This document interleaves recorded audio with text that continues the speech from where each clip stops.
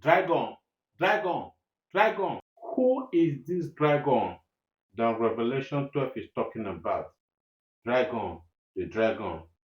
Just watch this video. That son of perdition has deceived the whole world and has taken man and woman down to the lowest level in state.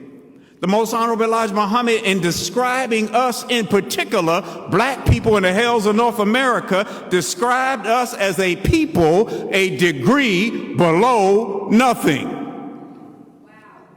Now, in mathematics, we think that 0 means nothing. Doesn't really represent nothing, but let's say 0 is the criteria for nothing. We are a degree, according to the Honorable Elijah Muhammad, below that. That means we're in the negatives. In the Bible, Revelations 12:9, it speaks of this dragon.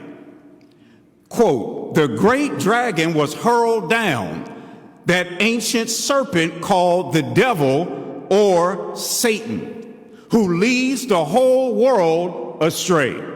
He was hurled to the earth and his angels with him." Now, you all have been to the zoo before, right? Or went on a safari before, and I'm sure you have not seen a dragon. So there's no animal called a dragon.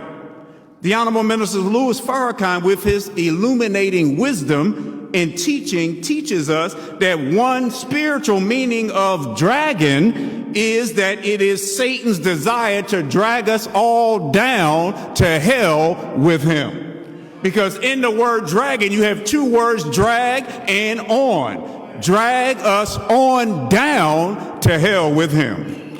And that has happened if you and I have our eyes open. Welcome back. Now you heard it all. The dragon is not an animal somewhere.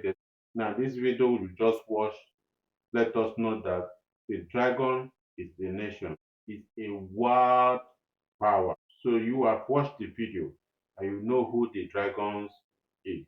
Drop your comment below and let's also hear from your own opinion. Catapult TV.